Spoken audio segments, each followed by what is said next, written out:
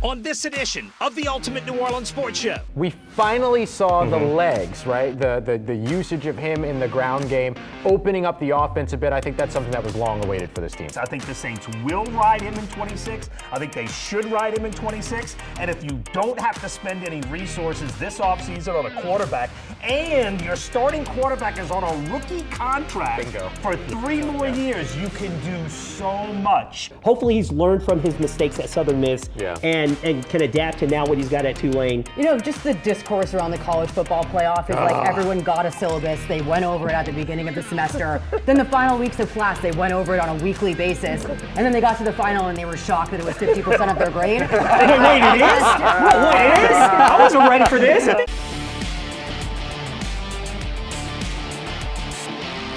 Welcome into another edition of the Ultimate New Orleans Sports Show. We're so grateful to have you here with us. It is a Tulane Saints edition this week as we take a look at 2 of New Orleans, dare I say, best football teams right now.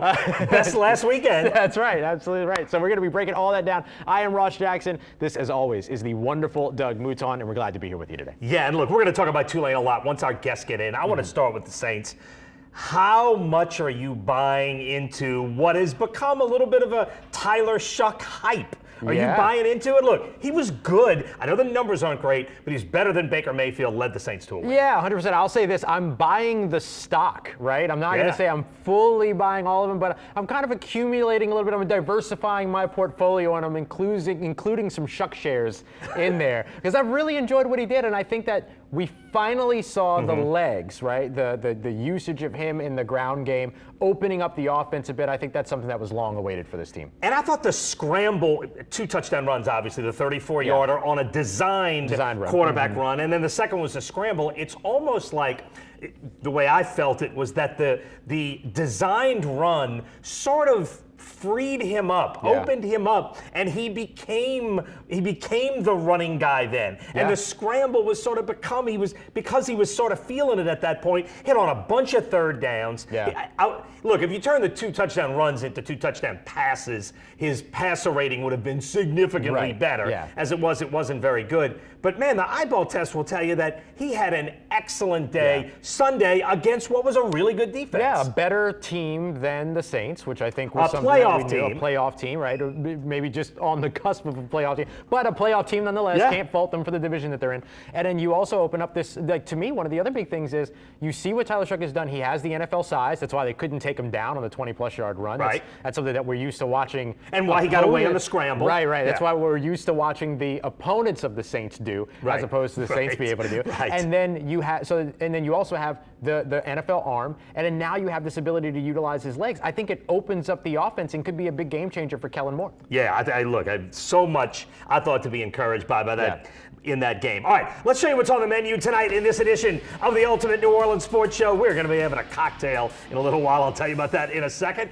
But we're going to be talking our large plates tonight about Tyler Shuck, which we have already started, and about new Tulane coach Will Hall. We've got some interesting perspectives on that. And then the small plates. Yeah, we'll take a look ahead to the Tulane Green Wave heading to Oxford for the playoff. They're in the college football playoffs. How awesome is that? Second time this year that these 2 teams will meet. We'll get a look at that and then look at Kellen Moore with that big smile. He deserves it right now. He deserves it for this week after a big win in Tampa. I used the smiley picture on purpose because he's earned that smile 100%. At this point. Our dinner guest tonight, we got Maddie Hudak back. She is the Tulane sideline reporter, does a great job. Love having Maddie on. And the ridiculousness that is Ricardo LeCompte is back with us.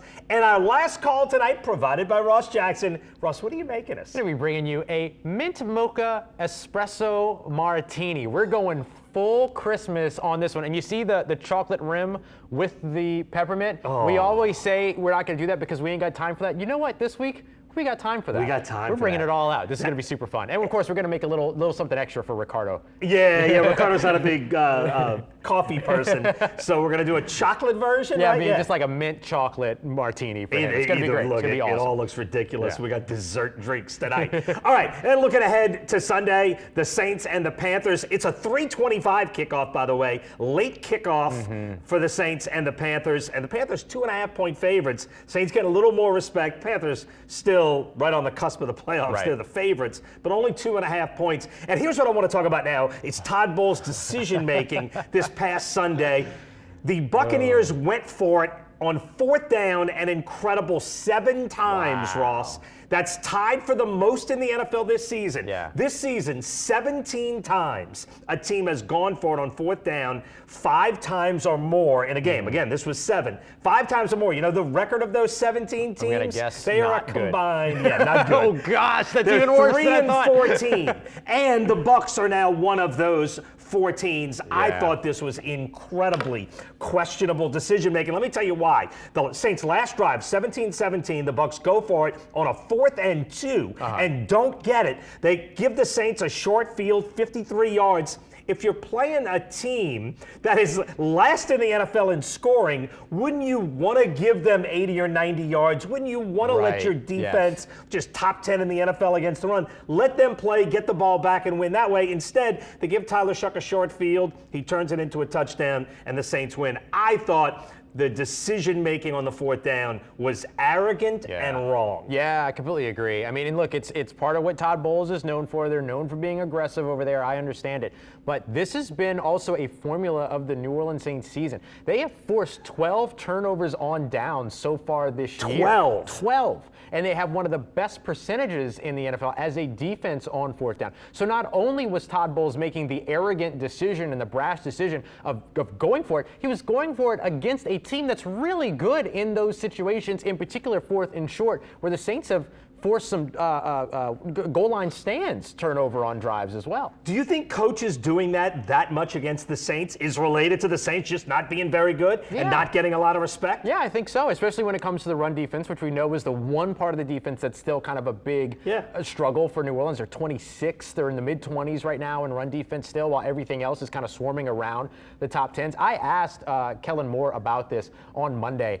Did you kind of asking him, like, did you find a little bit of a challenge from Tampa in doing that? And even Kellen Moore was like, Kellen Moore. Yeah, of course. And then they talked about wanting to go out there. He said it with a big smile, though, right? Yeah, big smile. Big smile. Make sure everybody knows. But yeah, sure, no, I mean, I'm challenged. Sure. Yeah. But I mean, look, it does say something that, hey, I think we can get this yard and you can't stop us 7 times. And a lot of them weren't 1 yard. It was, look, 2 yards is a huge difference between something that's a foot and 2 yards on a muddy field. And you said this before when we were talking. They played so much of that game between the 40s that the middle of that field was like a mosh It was pit. a wreck. It's hard to get good footing, and you're trying to run at people when you can't really, grip into the ground and go forward, and it showed. Yeah, absolutely. And we saw a lot of that on the Tampa defense. A lot of them falling down. The big Aldrich Estime run that he had. There was a linebacker in the middle of the field that just ate it partway through. But the Saints doing a good job. Like, they had to play on that field too, and they were able to keep their footing and make some plays, especially in those moments. And then to your point, 4th and 4 was the big one, the pass down to the right sideline where Kool-Aid McKinstry made the hit on the sideline that jarred the ball loose. So even in those situations, Saints defense stood up. Yeah, so arrogant. It was so much fun to watch in the mud and in the rain. I was glad I was not on that field, but it was really fun to watch on TV. All right, time to bring in the guests. And the guests are here for the Ultimate New Orleans Sports Show. This is Maddie Hudak. She does a terrific job as a sideline reporter for Tulane football, and that is the ridiculousness of Ricardo Lecomte from here at WWL. He's back. He's back, everybody. With the quarters in. We also have Maddie, who's now a repeat offender. Coming through and joining us. I mean, here, repeat offender here. Repeat offender here. But look, you have seen so much of this Tulane team for several years now, and you're very familiar with the new head coach hire. What can you tell us about Will Hall? So I was really curious when he came back on staff because I had heard so much about him from the players that were there for the Cotton Bowl year. And so I was really surprised by his accent to start off games. It's very Southern, but I immediately just saw how well he connected with the players on the sideline, and I really got what everyone was talking about. What I really liked today was, again, the athletic director talking about the fact that a group of student athletes showed up to his office to really endorse Will Hall, and I think that this is a really player-led culture at Tulane that when you look at what the success is, yes, you can look at the last 2 head coaches, but the players are out there, they have to play the games, and they've been the ones that have really transformed this program. So I think empowering them, I look back at Willie Fritz looking for the last strength coach that they allowed the captains to interview, and they fought him to hire Kurt Hester, RIP to Kurt Hester. A lot of them say that he's the reason they won the Cotton Bowl. Yeah. So I think when you think about when the empowered players have been able to have their voices be heard, and it makes sense in this situation to continue what's working, I think that's what you get in Will Hall. That's awesome. And we had obviously heard, Ricardo, Blake Baker, Right. and then the last minute he decides to stay at LSU. How surprised were you by Will Hall, and what are sort of your impressions? Well, I would say Tulane, at least they had it sounds like they had a backup plan with Will Hall, and it felt like you just got strung along the days with Blake Baker. It was like, all right, so why hasn't he pulled the trigger yet and just said, hey, I'm going to take the head coaching job at Tulane? And that's what, at least Tulane had, interviewed him multiple times and kind of had a good sense with Will Hall. And that familiarity with this program, right? Because he was here with Willie Fritz. I still remember when he was running the offense and going, wow, this is very impressive of what he's able to do. Also in the flag football games with the media, where he played. He could play. He played. No, and he was in the running. Like he won the Division II. The Harlan Hill Award. The Harlan Hill Award, which yeah. is the equivalent of the Heisman for Division II football. And he still had it. Like, and then he was throwing against and you. he was throwing against me in coverage. No, wait. Not throwing against Ricardo, throwing against 40-year-old Ricardo. No, I was probably 30, late 30s. Late 30s, Ricardo. Similar. Were you closer to 40 than 30? All right, so here's my athletic ability now. It was like there. And he was just on the money, just dotting it left and right. I was impressed. I was like, man, you still got it. And it was just, it was kind of cool just seeing it. But like, at least Tulane had someone who's, has that experience as a head coach. Hopefully he's learned from his mistakes at Southern Miss and can adapt to now what he's got at Tulane. And look, I'm not trying to apologize for Will Hall because we've heard a lot about the Southern Miss failure, but he also coached at 2 different Division II programs and had great success as a head coach at 2 different programs. Again, whether you like the hire or not, I'm not trying to change your mind. What do you think about this? Were you surprised by how it played out? And as a person who covers Tulane, you think it's a good hire? Yeah, I think the more that I think about it, the more obvious it kind of becomes. And, I think the first to apologize for his prior stops was Will Hall today, which I really liked that he started off acknowledging the fact that he might not be everyone's first choice, but that he believes that he is the best choice and the right choice right now. And he did speak with a lot of conviction in that. But I think it was important to acknowledge that, yes, things weren't entirely rosy at his last stop, but just because things didn't work there, it's all about, can you make what makes it successful here at Tulane work? Can you recruit the guys here that make Tulane successful? You saw so many former players coming out saying how he was the one to bring them to Tulane when he was the offensive coordinator at the time, and hearing today that he was kind of, he's learned a little to not do the play calling, take that step back and operate more in that CEO role, I think allows him to really focus on those great traits. And those great traits, again, are ones that, I had Jaquan Jackson in my ear on the sideline during the championship telling me how much this program needed to hire Will Hall, and he has no skin in this game at this point. Right. That really said a lot to me, just the conviction that all these former players had about him. Yeah, I think that's a good point with the CEO thing. And it's worked the last 2 with Willie Fritz and John Summerall, where they necessarily didn't put their fingers into everything. They were like, hey, I trust my coordinators that I've hired to run the offense, to run the defense. Let me be the guy in charge of overseeing that, and most importantly, recruiting. Especially at the group of 5 at the level that you're at, you're going to have turnover like none other, but you've got to be able to recruit that changeover that you're going to have constantly. So that is the role that Will Hall hopefully can do at Tulane, where it's, let's be that CEO, let's have that same kind of mindset, but more importantly, let me get the players in here that's going to continue this run for Tulane. Yeah. All right, so the Will Hall era is on the way, but before that, the Tulane Green Wave will be playing in the college football playoff, making the 12-team field. So the first thing that I want to do, yes, applause. The thing that I really want to ask you, Maddie, because you were there for all of this, what was it like when Tulane punched its ticket to the college football playoff? I remember them showing this video of John Summerall at the time where it didn't really look like he reacted because he just wanted to watch the players, and just watching them in that room, I don't think most of them thought when they came to Tulane that they would have a shot at the college football playoff. And, for the format to be in its second year of its inception, and for Tulane, where, again, my first season with this job, they won 2 games. One of them was against an FCS opponent. And so, I've really seen it all here. I thought that the Cotton Bowl was kind of the heights that this program could reach. But, again, that's a dream that just so many guys in this sport will go their entire lives without even getting close to. And so to see these guys really be able to realize that dream and be able to finish it the way that they started this year, I think is really important with Summerall at the top. Yeah, and I also want to give a shout out to Willie Fritz because he's the guy who started this. Yeah. Look, for the last 50 years, you can count literally on one hand the amount of times that Tulane was playing for a conference championship or even in contention for a conference championship, and now it's expected. Yeah. Now it is the way it is. Standard. Willie Fritz did an unbelievable job building that structure, and John Summerall did an unbelievable job keeping that structure going. How do you like Tulane's chances going to Oxford? Look, it was ugly the first time. Yeah. It was, and now the point spread's even wider now. Yeah. So what, 16 and a half? I don't think much has changed with both teams. I know that Tulane's probably a lot better team than they were in that matchup in late September, but Ole Miss has improved greatly since that time as well. I just don't know how they stop that offense. Yeah. I just don't know if they can keep up, with that. Trying to stop the offense, also keeping up with that. So if it ends up being 45-10, like around that kind of margin, I could see that. But even though, the chance of them pulling first round upset is probably, very far from happening.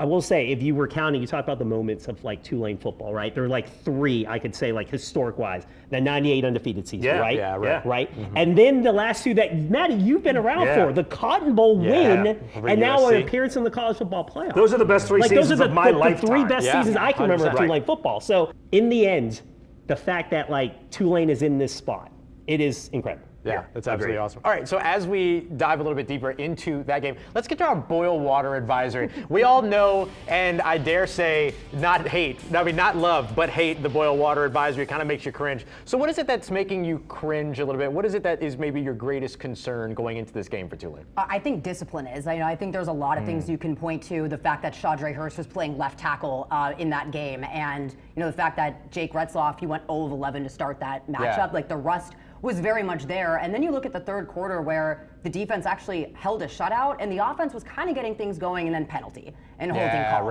and illegal motion. And it's things that allowed teams in the American to keep pace with them. If Tulane has a shot in this matchup, any chance that they have can't involve them getting in their own way, and they just really need to be disciplined throughout that matchup. And that includes, knowing the speed of those receivers, knowing that you can't be grabby like you were the last time you were going to get as many flags. Yeah, it's gonna be a hard enough opponent to beat. Tough to also add on you getting in your own way as well. Yeah, I think just Ole Miss is the and particularly often, and the fact that Lane Kiffin's staff at LSU are able, some of those guys are coming back to coach in this college football play. Charlie Weiss has worked with that OC. You got Trinidad Chambliss at quarterback running that offense. There's a lot of things that I think Ole Miss has a chance. Like they're a good enough team to be one that's in that Final Four or possibly playing for a national championship.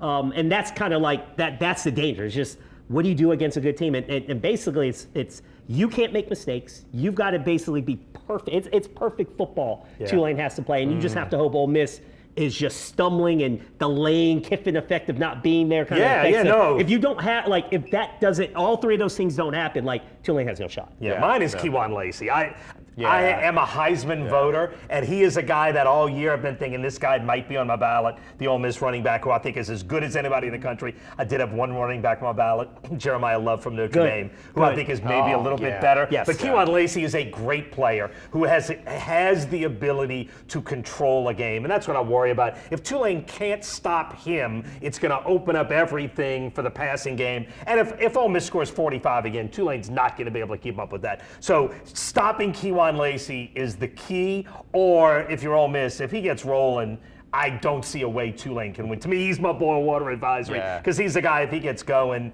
I don't see how Tulane can keep up with him. Yeah, mine is Trinidad Chambliss, actually. I'm just watching him all throughout the season. He's probably one of my favorite quarterbacks to watch this year, outside of the really strong start by John Mateer earlier in the season over in Oklahoma. And then, of course, Fernando Mendoza has been a lot of fun to watch in Indiana. So no disrespect to those guys, but Trinidad Chambliss is my favorite quarterback to watch right now in college football because he's such, and you talked about the speed of the players, but his processing speed is is such a big part of that. In order to be able to match the speed that offense brings and the pace that they want to be able to work at, the Tulane defense is going to have to work really hard just to keep up with the pace of what it is that they're going to want to do. And Trinidad Chambliss, of course, a threat not just with his arm, but with his legs as well, just kind of adds. You got to play all 11 in that situation, and that becomes a little bit more challenging this late in the season. He's a guy, when I look at Lane Kiffin, and you talk about things you like about Lane Kiffin, LSU went to get a backup quarterback too, and had about the same amount of money as it would take to get Chambliss, and they decided on Michael Van Buren from Mississippi State, and then you look at Trinidad Chambliss from Ferris State.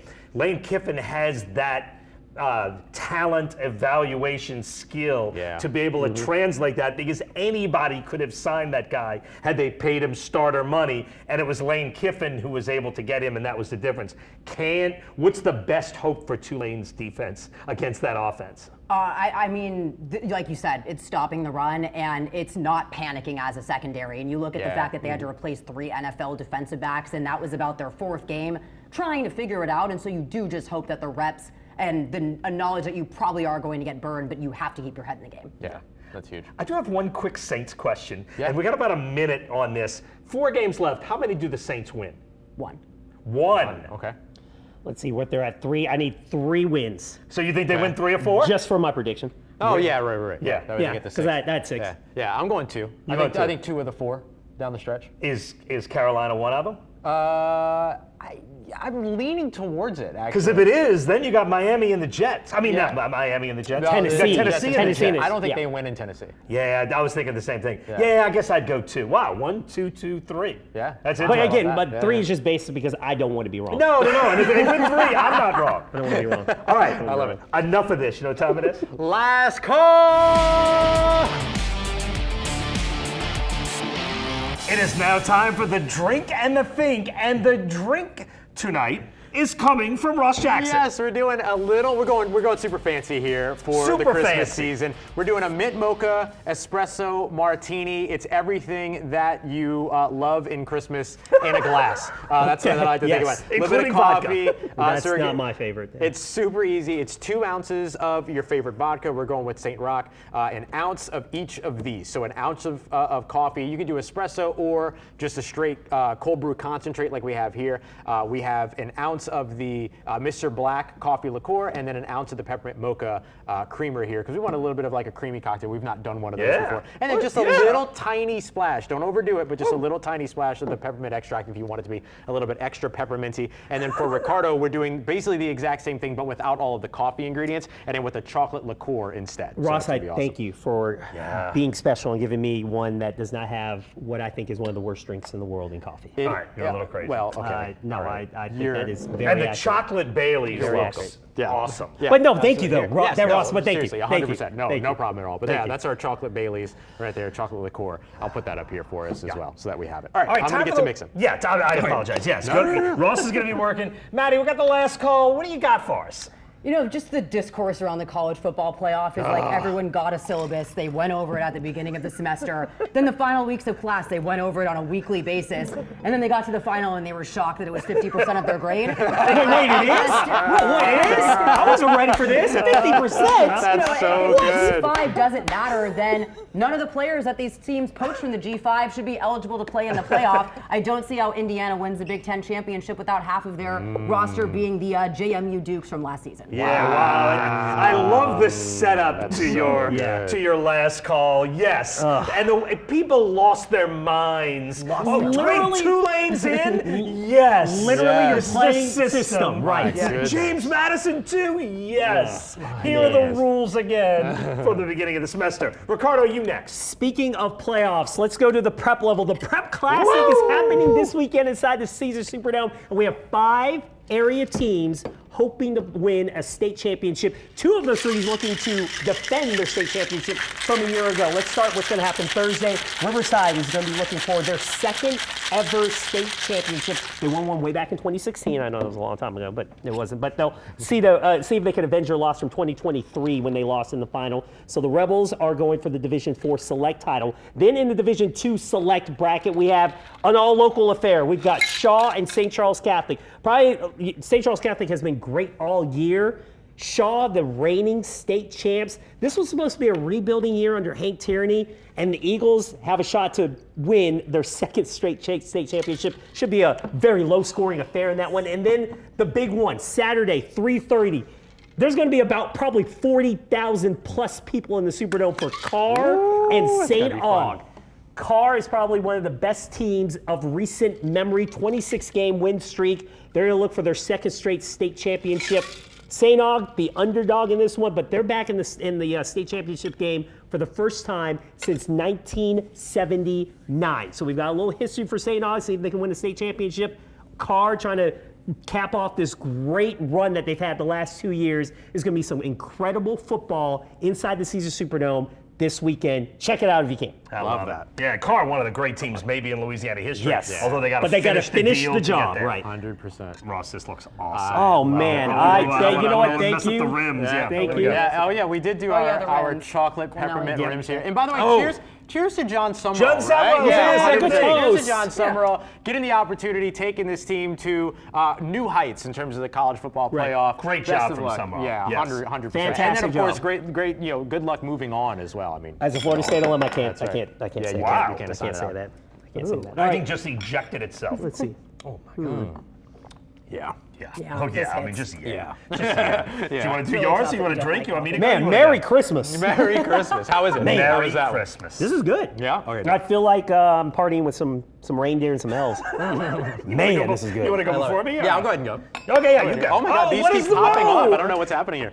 Is there some carbonation in there? Must be something It's like like that. you Oh checked my in the goodness. top. No, it's got the holiday spirit. It's That's what's excited. like. That's right. Yeah, it's chestnuts drunk. roasting on an open fire. That's All right, it. let's go That ahead is the and- holiday spirit. Well, David and I want to give a quick shout out to Brandon Staley, New Orleans Saints defensive coordinator and soon to be future second-time head coach. I really believe this. I think that he's eventually going to, and he's going to have a couple good years here in New Orleans first, but I think that he's a guy that's in line to potentially get a second opportunity as a head coach. And one of the big reasons why I think that is because he's a guy that operates without ego. And we saw that in the adjustments that he made up against the Tampa Bay Buccaneers. The Saints are one of the heaviest zone coverage teams in the NFL, typically playing around 16% of their defense in man coverage. That's it. The rest of it has been in zone coverage. They played over 37%, 3/8 of their defense up against the Tampa Bay Buccaneers. That was for Doug. Up against the Tampa Bay Buccaneers in man coverage. And it worked like a charm, forcing Baker Mayfield's lowest completion percentage as a Tampa Bay Buccaneer. It was awesome. And then he also switched up some things in terms of how they attack their pass rush plan, so on and so forth. I think one of the hallmarks to being a good coach, head coach, coordinator, whatever, is the ability to adjust and the ability to scheme, meaning matching what it is that your opponent does. Stubbornness doesn't get you anywhere in the NFL. You have to be willing to change. Brandon Staley has instilled that in his defense. I love that. He more than doubled his... Keeping your ego in check. Yeah, keeping your ego in check. He more than doubled his amount of man-to-man defense. Yeah. Right. Yep. By the way, 16% is about 1/6. 1/6. If you were wondering. Yeah. I know that from doing baseball batting average. Oh, yeah. So if No, you're that hitting makes perfect 167, you're exactly 1 for 6. Yeah. Show off. If you're hitting 375, you're hitting exactly 3 of 8 or some derivative. Why didn't you hit the Mendoza line? Game too in that case. Mendoza line. Where do you in there? Oh, well, that'd be 1 of 5. Yes, exactly. All right, look, my last call, and going back to Tyler Shuck, I think we have now seen enough. We've seen 2 A-grade performances, Carolina and the Bucs. I've seen enough of this guy, and I think the Saints have too. I think the Saints are out of the quarterback market this offseason. I think Spencer Rattler is a solid NFL backup. I think Tyler Shuck, whether he can be a really good NFL quarterback, we don't know yet. But what we know already is that he has shown enough that he's the guy you're riding in 2026. I think the Saints will ride him in 26. I think they should ride him in 26. And if you don't have to spend any resources this offseason on a quarterback, and your starting quarterback is on a rookie contract for 3 more years, you can do so much. Yeah. And this team has a chance to get much better quick with what's a pretty good defense, an excellent coordinator, and a quarterback that I am getting more and more excited about weekly. Remember we were talking about trying to find the wins in this season? Yeah. That would be the biggest win for the Saints. That would be the biggest if they win. don't have to worry about the Be the quarterback biggest position win. moving into the offseason. And you drafted one. That actually worked out. Right, exactly. Which is not the New Orleans way. It's not. Yes, It's and not. again, I'm not saying he's going to be, the star quarterback for the next 10 years, but I'm saying for 26, he gets the rise. Yes. Yeah. And I think we know that now after a second excellent performance. Yeah, completely agreed. Completely agreed. Anyway, Maddie, you're awesome. We're going to have you again soon. But thanks for looking. I don't mind smashing the rims down.